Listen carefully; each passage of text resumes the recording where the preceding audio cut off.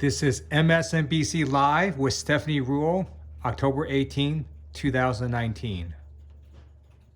An exclusive. Fears about possible insider trading are prompting new calls for an investigation by the SEC. It follows a Vanity Fair article by Bill Cohen, which points out multiple trades that prompted him to ask whether the people making money on them had inside information or were just incredibly lucky. For example, Cohen says that in late June, someone bought nearly 420,000 E-minis. That's basically buying a future asset at a predetermined price. That very weekend, Trump said the China talks were back on track.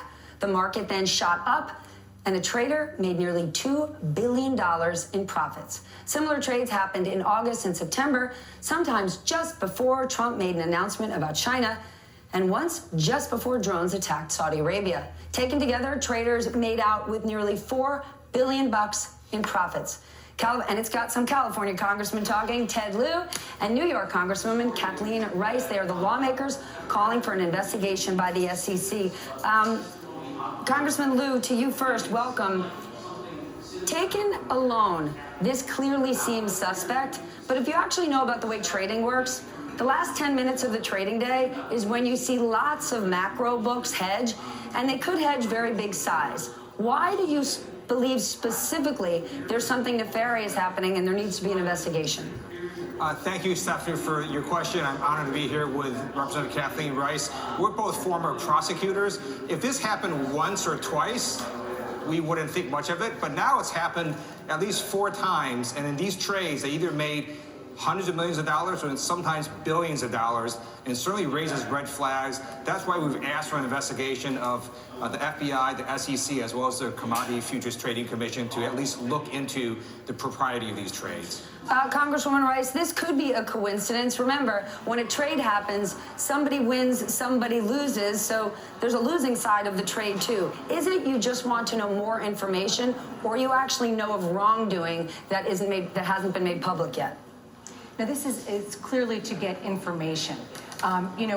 It looks very much like there could be insider information being given to these traders, and that's when they, made these trades, knowing that there was either going to be a international event or even a tweet from the president that could move the markets. The president has made no bones about the fact that he knows that by tweeting something, whether it's true or false, he has the ability single-handedly to move the market. And I also think it's important to look at this incident, not just as an isolated incident, but in the larger environment of questionable activity by this administration and people associated with it. Bill Cohen, the person who wrote the Vanity Fair article, reached out to the SEC. They said, show us the trades. A couple days later, they came back to him, and they said no comment. Congressman Lieu, since you've put this request in to launch an investigation, has the SEC responded? Normally, these institutions do not respond when we make these requests, but we just wanted to make sure that they know that Congress is watching and that they've got a formal request, and we expect them to do their job. I also note that people in the administration, as well as in Congress, we do get information. And in fact, a Republican congressman has been indicted. He had to resign from New York for insider trading. So clearly, there's people in the Trump administration that have information before it's public. We just want to know if any of them leaked this out or somehow gave it to people who then made trades. Then what happens from here, Congresswoman? Do you have any leverage or pressure that you can put to the SEC? Do they owe you any sort of response? You've put the request in. Can they just keep moving on and do nothing? Well, very often agencies will give no comment because they say we don't comment on ongoing investigations. And Ted and I both understand that.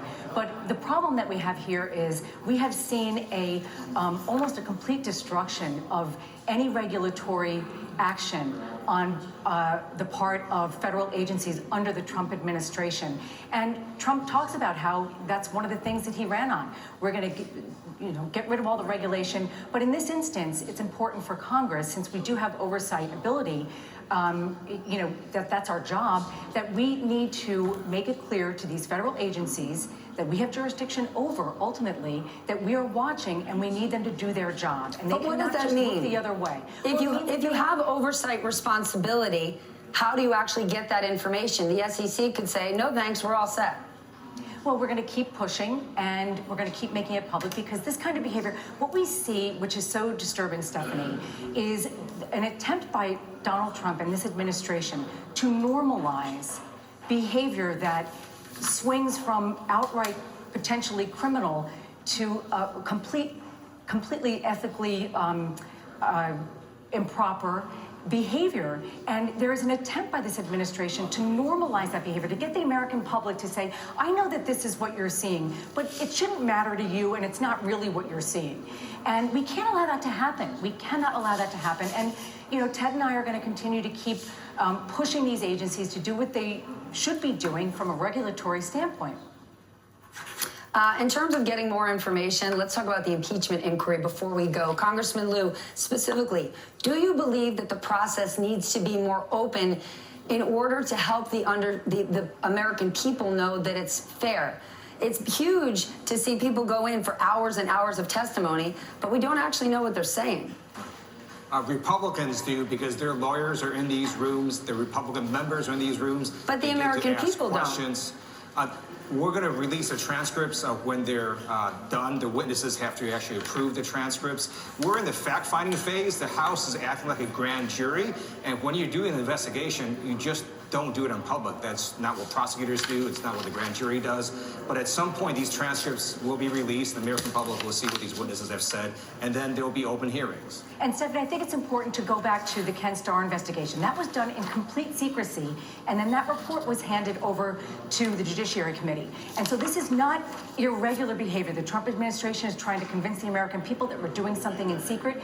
But as former prosecutors, the general public, they know that investigations are done privately, and then the findings are brought publicly, and then the accused, if there are any, have the ability to respond. So this is totally normal procedure, and the American public should not be hoodwinked by this administration trying to, taint this normal process that has happened before. A little historical perspective. Dear America, this is how it works. Congresswoman Rice, Congressman Lieu, thank you so much for joining me this morning. I appreciate it. Next, much more on Acting Chief of Staff Mick Mulvaney's stunning press conference yesterday.